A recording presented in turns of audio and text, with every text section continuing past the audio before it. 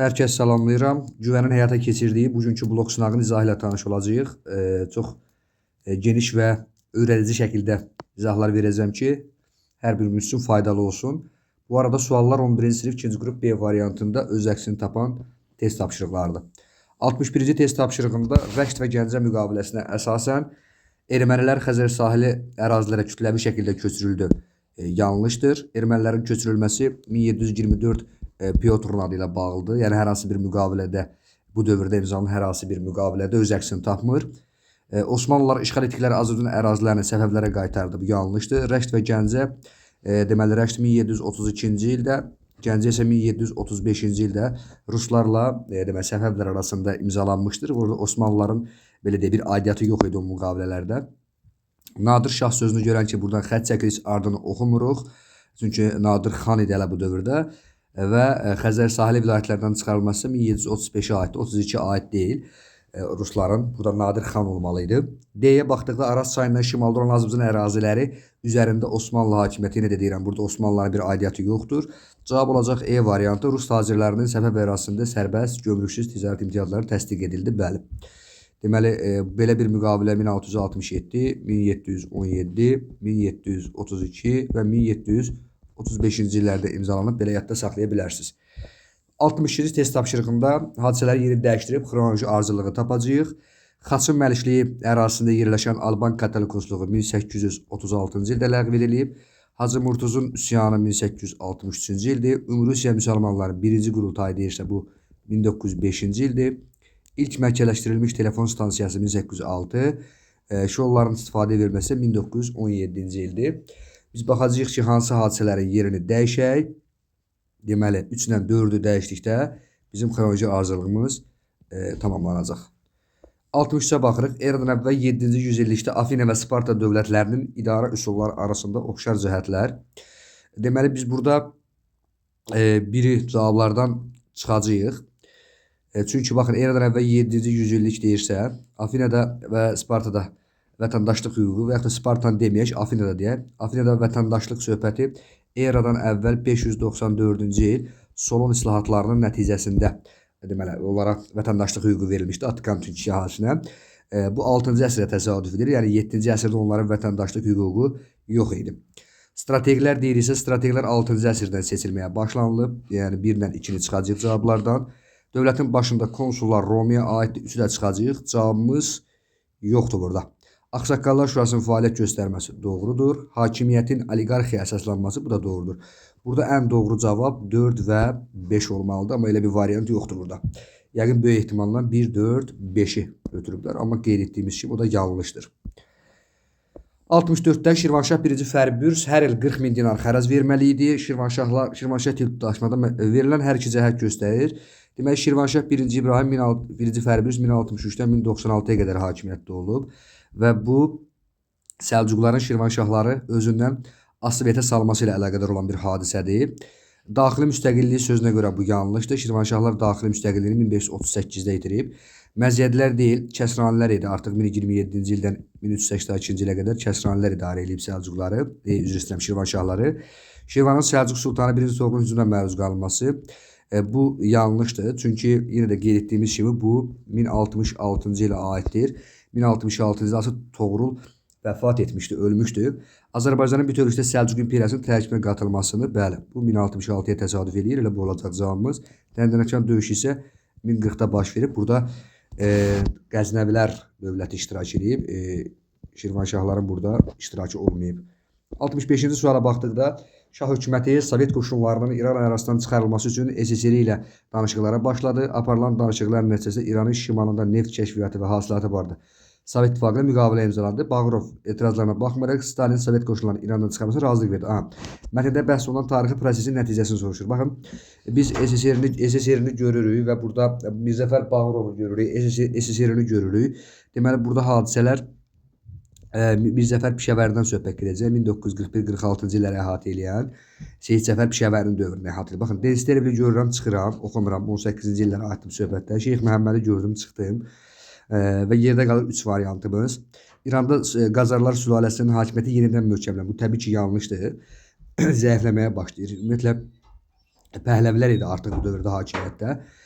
Sonra İran qoşunlarının, yəni 1925-dən artıq Pəhləvilər gəlmişdi, Qacarlar getmişdi. İran qoşunlarının Cənubi Azərbaycana daxil olmasına imkan yaratdı. Bəli. Rıza Şah hökuməti İranın şimalındakı neft istehsalını nəzarət etirdi. Bu yanlışdır ümumiyyətlə bu cümlə. Cavab elə burada D variantı olacaq. 66-cı testimizdə 100 illik müharibədə qələbə qazanmışdı. Yəni ki, ingilislərin qələbə qazandığı və fransızların qələbə qazandığı döyüşlərə baxacağıq. Hastings döyüşü 100 illik müharibəyə aid deyil. Bilirsiniz ki, 100 illik müharibə 1337-1453-cü illəri əhatə eləyir. Hastings döyüşü isə 1066-da baş verib. Deməli, 1-ə A olan cavablara çıxdıq. Kresi döyüşü 1346-cı ildə bəli, ingilislər qalib gəlmişdi. Poitiers döyüşü 1356-da İngilislər qalib gəlmişdi. Deməli, 1-ə B ilə C-ni tapan kimi cavabımız oldu E variantı. Kulikova döyüşündə fransızlar yoxdur, 1380-dir. Orleanda bu fransızların 100 illik müharibəsində ilk böyük qələbəsi hesab olunur. Azincourt döyüşündə isə 1415-də fransızlar məğlub olublar. Qalib gəlməyiblər. Bizə qələbə qazandıqları döyüş lazım idi. 67-ci il Mərəd müqaviləsinin pozulmasının səbəbi. Mərəd müqaviləsi 1618-ci ildə imzalanıb. Onun pozulması isə 1622-ci ilə təsadüf eləyir. Deməli, pozulmasının əsas səbəbi də 1618-də Abbas II Osmanla, Gənc Osmanla müqavilə bağlayır və ondan sonra təxmini 1618-1622-ci illərdə birinci Abbasın Osmanlılarla dostluq münasibətləri mövcud olur. 22-ci ildə sarayda baş verən proseslər nəticəsində Osman öldürülür. Gənc Osman öldürülür və nəticədə Şah Abbas, belə deyək, Bağdad idi, Nəcəf idi, Kərbəla idi və s. də belə bir deyək, İraq torpaqlarına hücum edir və bununla da Mərəd müqaviləsinin şərtləri pozulmuş olur. Stepan Razin 17-ci yarısıdır. Terek qalasının dağıtması, bu da 1650-53-lər arası təxmini dövrə təsadüf eləyir. Xorasan 2-ci Səfəvi Osmanlı müharibəsində ələ keçirilib 1586-89-cu illər arasında. Bu isə elə 1578-ci ildir ki, 2-ci Səfəvi Osmanlı müharibəsinin başlanmasına gətirib çıxaracaq. Cavabımız B variantı olacaq. 68-də verilən hər iki xüsusiyyətin aid olduğu şəhərləri müəyyən edin. Səlcuq canişinliyinin mərkəzi olan biz 2 dənə şəhər tanıyırıq. Biri Gəncə idi, digəri isə Beyləqan idi. Və Monqollar tərəfindən dağıdılmışdı. Bəli, Gəncə və Beyləqan. 3 Şamaxıdır, biz buradan çıxırıq 3-ü. Biri biz buradan çıxacağıq. Bir təxminən elə Urmiya şəhərinə təsadüf edir. Yəni Urmiya xanlığının yerləşdiyi ərazidir. 4 Təbriz olduğuna görə 4-də çıxacağıq. Cavab olacaq 2 Gəncə, 5 Beyləqan, 4 Təbrizdir. Cavab olacaq A variantı. Bu nisbətən sadə sualdır. 69-a baxdıqda biz səbəb-nəticə əlaqələrinin doğru verildiyi bəndləri tapmış olacağıq. Doğru verildiyi deyirsə, biri biz buradan çıxacağıq. Çünki Auqsburg sazişi 1555-ci ildə imzalanıb və Avropada xeyr, Almaniyada dini müharibələri sonlandırır. Avropada dini müharibələr 1648-ci il Vestfaliya sülhü ilə sonlandırılmışdı. Flandriya uğrunda rəqabət və 100 illik müharibənin baş verməsi, bəli, 100 illik müharibənin səbəblərindən biri bu idi. Granada əmirliyi süqut eləyir 1492-ci ildə. Pireneya yarımadasının böyük hissəsi, bəli. Yəni Granada süqutundan sonra Pireneya yarımadasında artıq 2 dənə dövlət olur. Belə deyək ki, Portuqaliyadan başqa bütün ərazilər İspaniyanın əlinə keçir. Digər ərazilər isə Portuqaliyanın olur. Yəni 2 və 3 doğrudur burada. Elə cavabımız çıxdı C variantı. İngiltərədə parlamentin qanunlara verməsi, iştirak etmə hüququ qazanması 14-cü əsrdir. Hətta mən sizə deyərdim, ilin 1343-cü ildir. Böyük Azadlıqlar Xartiyası 1215-də bu getdi. Thomas Müserin başçılığı ilə kəndlərin üsyan qaldırması 1524-25-ci illərdir. Parisdə kütləvi qətliamlar isə 1572-dir. Bu da getdi. Cavab oldu C variantı. 70-ə baxırıq. Sasani Şahı 1. Xosrov və Elxani Qazan xanın islahatları nəticəsində sahibsiz torpaqlar hərbiçilərə paylandı. Bu doğrudur. Bunun sayəsində Sasanilərdə şərti torpaq mülkiyyət forması olan xostaqı yaranmasıdır. Elxanilərdə isə İnci Bayraq torpaqlar hesabına iqta torpaqları verir, hərbiçilərə paylayır. Vergi yığan məmurların öz başlanğıcına son qoyuldu. Bu hər ikisinin vergi islahatına əsasəndir. Uşaqlar, qadınlar cizyə ümumiyyətlə aid deyil. Deməli, can vergisi olsaydı bəlkə hardasa fikirləşmək olardı. Amma Sasanilərdə cizyə yox, gecit idi. Ona görə bunu çıxırıq biz buradan.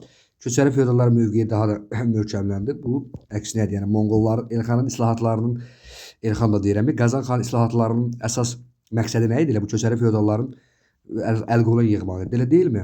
Ha, sağ ol. Deməli, nə olacaq cavab? B variantı. 71-də Venn diaqramına baxacağıq. Xalqa döyüşü 1223-cü ildə baş verib. və bu döyüşdə Monqollar qələbə qazandılar Rus Qıpçaq qoşunlarını. Hindistan ərazisinə hücum edilməsi bu hər ikisi üçün ortaq cəhətdir. 8-ci əsrin əvvəli Hindistandır, ərəbləri deyə bilərik. Monqollar ilə məsələn 13-cü əsr deyə bilərik, heç bir problem olmaz. Teymuri dövləti də 1398-99-u deyə bilərik. Deməli 4-ə biz B-ni burada yazacağıq. Şeybanilərə qarşı mübarizə istisnasız Teymurilər dövlətinə aiddir. Eləməsi Teymurlərə son qoyan 1507-ci ildə Şeybanilər olub. Mərkəzi Asiyanın ələ keçirilməsi. Bu da hər ikisinə aid oxşar xüsusiyyətdir. Ərəb xilafəti Əməvilərin dövründə, Monqollar məsələn 1219-21-ci illərdə, Teymurilər isə 14-cü əsrin sonları. Aydındır. Bu oxşar xüsusiyyətdir. Deməli biz B-yə, yəni 4-ə bir dənə D əlavə edəcəyik və baxırıq ki, elə bizim E variantımız cavab olaraq çıxdı. Sasanilərin süqutu isə 651-ci ildə Ərəb xilafətinə aiddir. 72-ci sualımız 14-cü əsrin ortaları və 15-in əvvəlləri Şirvanşahlar dövlətinin tarixi üçün xarakterikdir. Baxın, 14-cü əsrin ortaları deyirsə, Xarəzmşahları biz buradan çıxırıq. Xarəzmşahlar artıq 1230-da süqut etmişdir. Yəni bu təxminən Şirvanşahlar dövləti Xarəzmşahlarla 1-ci Axıstanın dövründən başlayır. Yəni 12-ci, 13-cü əsrlərə aid eləyə bilərik bunu. Təbriz üzərində hərbi yürüşlərin təşkil olunması, bunu götürmək olar məncə. Deməli 14-cü əsrin ortalarında Çavusun dövrünü deyə bilərik. Çavus ibn Keyqubad. 14-cü əsrin əvvəllərində də 1-ci İbrahimi deyə bilərik ki, 1406-da. Aydındır, 15-in əvvəl. Götürmək olar, bəli, burada problem yoxdur. Dərbəndilər sülaləsinin hökmranlıq etməsi. 14-cü əsrin ortalarında Dərbəndilər yox idi, Kəsranilər idi. Monqolların basqınları, Monqollar 15-ci əsrdə məsələn yoxdur, heç 14-ün ortalarında da yoxdur. Teymurilər isə 14-ün ortaları ola bilməz, çünki Teymurilər 1370-də yaranıb. Hələ bu özü zaman baxımından 14-cü əsrin ikinci yarısı edir və yaxud da sonlarına yaxın edir. 15-in əvvəllərində də asılılıq yoxdur. Teymurilər dövlətindən asılılıq 1386-cı ildə. 14-cü əsrin sonlarında. 73-cü testimizə baxacağıq. Uyğunluğu müəyyən edəcəyik. Deməli, gəl ərazilərə baxaq. Bir ərazisi təxminən Şərur, belə deyək, Dərələyəz, bax bu ərazilərdir. 3 Lənkərandır. Yəni cənub bölgəmiz xüsusən Lənkərandan deyəcək. 2 də ki Zaqatalaya oxşuyur. Oxşuyur yox, Zaqataladır. Deməli, Tiflisdə imzalanmış sazişə əsasən AXC və Ermənistan öz qoşunlarını bölgədən çıxarmalıdır. Bu Zəngəzura aid olan məsələdir. Yəni Zəngəzur da təxminən deyib buralara bir əhatə eləyir. A heç birinə aiddir. Deməli, A-nı biz buradan çıxacağıq. Sovet Rusiyası tərəfindən Erməni Daşnak hökumətinə verilmişdir. Bu əlbəttə ki, Şərur Dərələyəz bölgəsidir. Deməli, 1-ə B olmalıdır. Elə cavabımız çıxdı B variantı. Sonra baxırıq, Bolşeviklər tərəfindən Muğan Sovet Respublikası aydındır ki, cənubda yaranmışdır, Lənkəranda yaranmışdır. Sonra AXC orada avqust ayında nəzarət ələ keçirəcək 1919 avqust ayında. Əkin və otlaq sahələri, bu Zaqatala Sığnaq qəzası, bu bəli, Zaqatalaya gedəcək. Yəni bura 2 olmalıdır, 2-yə D. Sovet Azərbaycan və Ermənistan arasında mübahisəli ərazi elan olunan haraydı? Naxçıvan idi, Qarabağ idi, Zəngəzur idi. Burada isə o ərazilər verilməyib. Deməli 1-ə B oldu, 2-yə D, 3-ə C. Bəli, heç bir problem yoxdur. 74-də baxırıq. Qızıl Ordu dövlətindən fərqli olaraq Xəzər xəqanlığı soruşur. Rus knyazlıqlarına qarşı mübarizə aparmışdı. Bu knyazlıqları nə dərəcədə knyazları deyirsə, bəli, bunu götürmək olar. Xəzər xəqanlığı zaten son qoyan elə Rus knyazları 965-də. Qızıl Orduda hamıya məlumdur. Məsələn 1380 Kulikova döyüşünü deyə bilərik və ya da 1480 Uqra görüşündə hardasa demək olar. Azərbaycan torpaqlarına hərbi yürüyüş təşkil etmişdi. Bu ikisi üçün də oxşar cəhətdir. Ərəblərin Şərqi Avropa yürüşlərinin qarşısını almışdı. Bəli, Xəzərlərdir bu. İslam dini Qızıl Orduya aiddir. Əhalinin böyük bir hissəsi Türk xalqlarından ibarətdir. Bu isə hər ikisinə aiddir. Deməli 74-də oldu cavab C variantı. 75-ə baxdıqda biz Səlcuq Sultanı 1-ci Toğrul, Səfəvi Şahı 1-ci İsmayıl. Aha, baxın, Sultanı deyirsə bu biri çıxdıq buradan. Çünki Səfəvi Şahı 1-ci İsmayıl, bəli, Şirvanşahları özünə asibətə salıb. Amma 1-ci Toğrul deyildi, Alparslan idi Şirvanşahları özünə asibətə salan. Deməli, biri çıxdıq buradan. Azərbaycanın cənub torpaqlarında yeni dövlətin əsasını qoymuşdular. Bu təbii ki, yanlışdır. Bu heç birinə aiddir. Yəni, Şah İsmayıl deyildiğinə görə biz bunu Səfəvlərə də aid edə bilmərik. Onda hələ Şeyx İsmayıl idi. Ondan sonra şahlıq titulunu götürəcək. Cavab avtomatik qaldı 3-4. Xorasanı ələ keçirmişdilər. Bəli, 1040 Dəndənəkan döyüşü ilə bütün Xorasan. Bu isə deməli 1510-cu ildə Şah İsmayıl olacaq. Amudəryadan Fərat çayına qədər ərazilər. Bu da elə Xorasanın tutulmasıyla bu proses baş vermişdi. Cavab E olacaq. 76 Stalingrad uğrunda döyüşlərdə faşist Almaniyanın əsas məqsədi. Baxın, A-nı çıxacağıq biz buradan. Bakıya bilirsiniz ki, qəhrəman şəhəri adı verilməyib. Yəni qəhrəman şəhər sözü yazılmasaydı A-nı götürmək olardı hardasa. Burada ümumiyyətlə bu kitab cümləsidir. Stalingrada bir növ bilirsiniz də nə deyirlər digər adı. Neft uğrunda döyüş də deyirlər. Deməli Almaniyanın burada əsas məqsədi Bakı neftini ələ keçirərək Sovet ordusunun neft mərkəzlərlə əlaqəsini kəsmək idi. Aydındır. Yəni neft getməsin onlara. Benzin getməsin, digər şeylər getməsin və daha rahat formada, asan formada qələbə qazanacağını düşünürdü. Aydındır. Burada D olacaq cavab. 77-yə baxırıq ki, tarixi proseslərin məntiqi ardıcıllığını deyir. Yəni zaman ardıcıllığını soruşmur buradan. Saratoga döyüşü 1777-ci ildə baş verir və ABŞ qüvvələri ingilisləri məğlub edir. Bundan sonra artıq belə deyək, bundan sonraki olan proseslər nədir? Saratoga döyüşünün baş verməsi, müharibənin taleyinin həll olunması və ABŞ-ın beynəlxalq nüfuzunun artması, eyni zamanda fransızların, rusların, İspanları da biz bura əlavə edə bilərik. ABŞ-dan müstəqillik tanıması, müqavilələr imzalanması kimi bir məsələlər var. Deməli biz baxdıqda elə İstiqlaliyyət müharibəsinin taleyinin həll olunması buraya yaza bilərik məsələn. ABŞ-ın beynəlxalq nüfuzu artıb və məsələn bunu da yaza bilərik biz bura. Fransanın ABŞ-ın müstəqilliyini tanıması deyə də qeyd edə bilərik və cavabımız da olar D variantı. Bostonun azad edilməsi bu Saratoga'dan əvvəlki hadisədir. Washington yox, Avropaya göndərilən Benjamin Franklin idi. İngilis ordusunun məğlubiyyətə uğraması bu belə deyək, bunu da götürmək olar hardasa, bunu da götürmək olar. Çünki nəticədə Saratoga döyüşdə ingilislər məğlub edir, olunur, ABŞ-ın beynəlxalq nüfuzu artır. Ondan sonra belə deyək, proseslər başa çatmış olur. Amma burada mən elə bilirəm ən dolğun cavab elə 2-yə B, 4-ə E cavabı olan D variantı olar. Aydındır. Bəli, bax burada A-nı çıxsaq, burada bunu çıxsaq. 2-yə, burada 2-yə C, 4-ə E də var. Əslində bu da olar cavablar içərisində. 2-yə C-ni yazsaq, İngilis ordusu məğlub olub, doğrudur. 4-ə də E yazsaq, olar. Elə biz burada məncə ən məntiqli cavab elə C variantıdır. Çünki müharibənin taleyinin həll olunması 1781 Yorktown döyüşü ilə baş vermişdi. Burada yəqin ki 1777 və ondan sonraki proseslərdən söhbət gedir. 2-yə C, 4-ə Y məncə götürmək olar. Bəli. Sonra 78. Manna əhalisinin 7-ci əsrin ortalarında üsyan qaldırmasının əsası. 7-ci əsrin ortalarında hakimiyyətdə eradan əvvəl 675-650-dən söhbət gedir burada. Ahşerinin dövrüdür. Və üsyan qaldırılmasının əsas səbəbi də o idi ki, Ahşeri müstəqil siyasət yeridirdi və İskitlərlə müttəfiqlik əlaqəsi yaratmışdı. Yəni ənənəvi Aşşurla dostluq münasibətlərindən imtina etmişdi. Belə bir siyasət etmişdi, xarici siyasət dəyişiklik eləmişdi. Bundan narazılıq var idi ki, bunun nəticəsində ona qarşı üsyan başlayır və öldürülür Ahşeri üsyan nəticəsində. 79-a baxırıq ki, mədəniyyət nümunələrinin aid olduğu dövlətlər. Nizamiye mədrəsəsi Alparslan dövründədir, Səlcuqlara aiddir, 1066. Qutub Minar Dehli Sultanlığına aiddir. Deməli, Qutbəddin Aybəkin dövrü. Gürəmir türbəsi də Teymurilərə aiddir. Baxırıq harada cavabımız D variantında.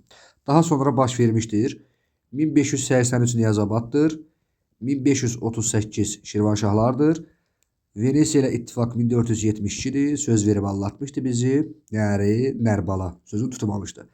Cəlalələrin Azərbaycanda hakimiyyəti başa çatır 1410-cu ildə Əsəd döyüşü ilə, Əlincə qalası isə 1400-cü ildədir. Baxın, ən sonunda 1400-ləri çıxırıq, qalacaq cavabına 1583. 81-ə baxırıq biz. Hərbi kommunizm siyasətinin kollektivləşdirmə siyasəti ilə oxşar, yeni iqtisadi siyasətdən fərqini tapacağıq. Hərbi kommunizm 1920-21-ci illəri əhatə eləyir. Kollektivləşmə 1929-33, hiss isə 1921-25-ci illəri əhatə eləyir. Baxın, burada biz həmişə nə edəcəyik? İki hissəyə böləcəyik. Birinci kommunizmlə kollektivləşmənin oxşarını tapaq. Ümumiyyətlə, hərbi kommunizm və kollektivləşmə siyasətini görəndə, belə deyək, negativ cümlələri seçəcəyik biz. Yeni iqtisadi siyasət bu dövrdə həyata keçirilən ən, belə deyək, möhtəşəm islahatlardır. Yeni iqtisadi siyasətə aid ancaq müsbət şeylər seçilə bilər. Kommunizmlə kollektivləşməyə aid mənfi belə xüsusiyyətlər seçilə bilər. Əhalinin istehsal etdiyi məhsulun zorla müsadirə olunması, bəli, bu hərbi kommunizmlə kollektivləşmə siyasətinin oxşar cəhətidir. Yeni iqtisadi siyasətdən də fərqidir. 100% bu bir cavablarda olmalıdır. Təsərrüfatda planlı sosialist sisteminin hökmranlıq etməsi bu kollektivləşməyə aiddir yalnız. Xırda kəndli təsərrüfatlarının ləğv edilərək zorla ümumi təsərrüfatda birləşdirilməsi. Bax, xırda kəndli təsərrüfatların ləğv edilməsi kollektivləşmə dövrünə aiddir. Biz üçü də çıxacağıq buradan. Cavab olacaq elə 1-4. Təsərrüfat sahiblərinin iqtisadi marağının azalması, bəli. Bax, elə bu zorla məhsulun müsadirə edilməsi, nə bilim, bu kimi məsələlər artıq təsərrüfat sahiblərinin marağının azalmasına gətirib çıxarmışdır. Burada ən uyğun cavab elə B variantıdır.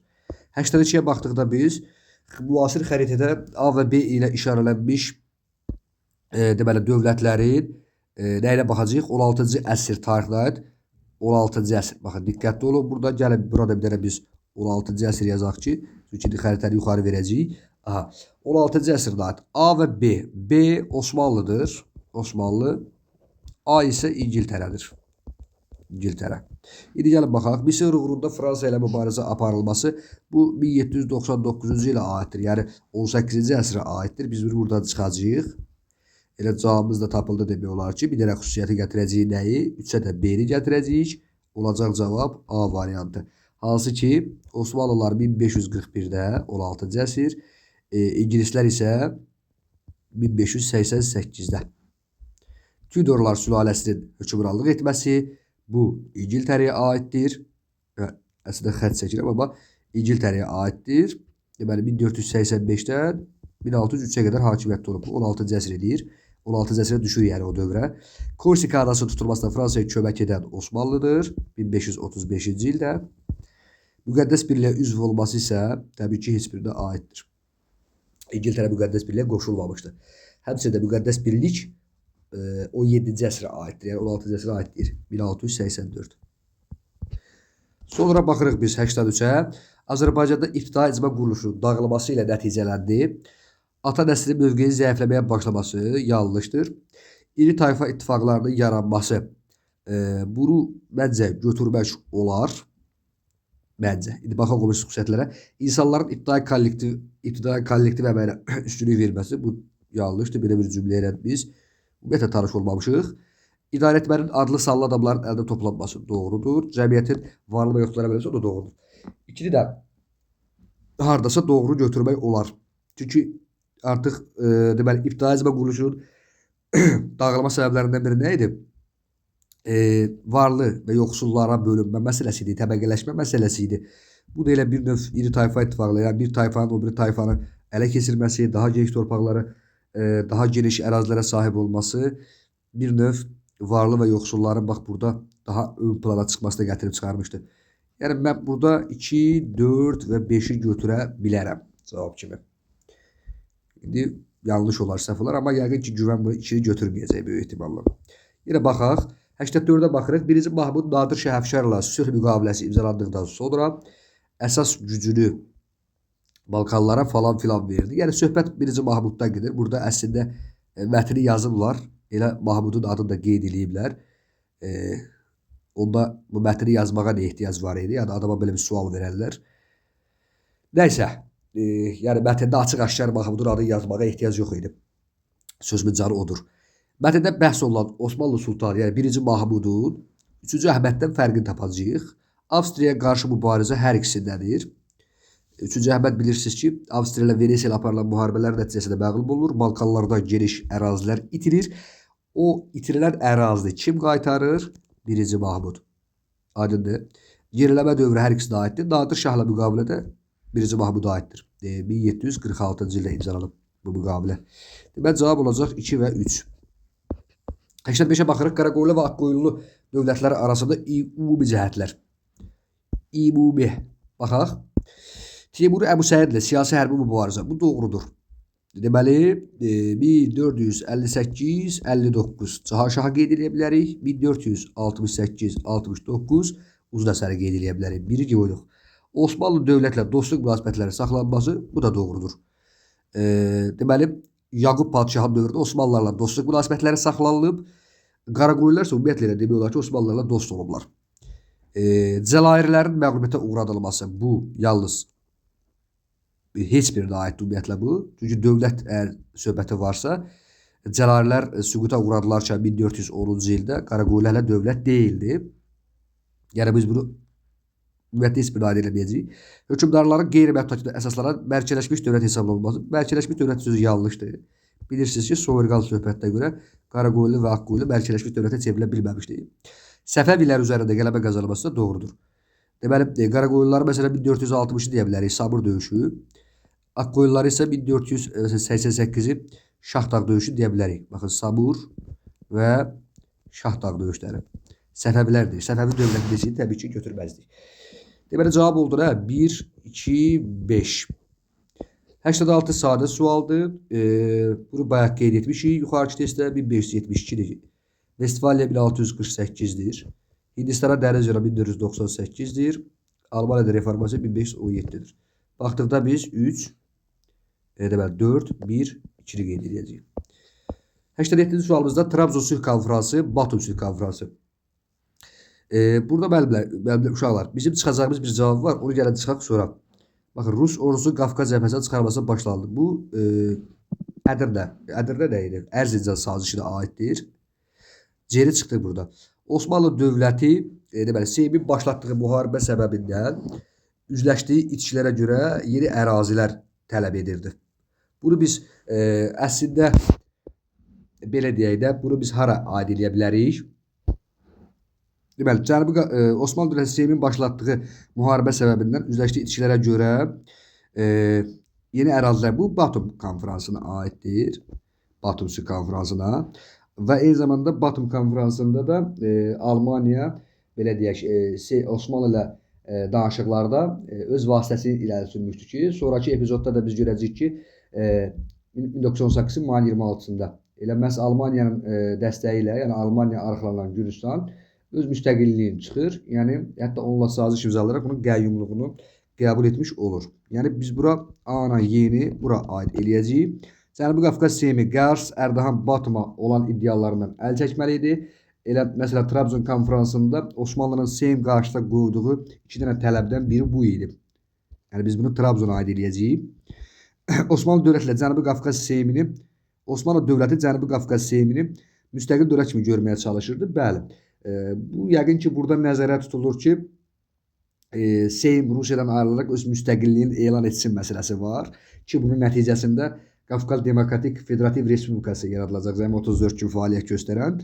Böyük ehtimalla bunu da Trabzon konferansına aid ediblər. Yəni 1-ə B-dir, 2-ə A-yı götürsək bizə heç kim heç nə deməz.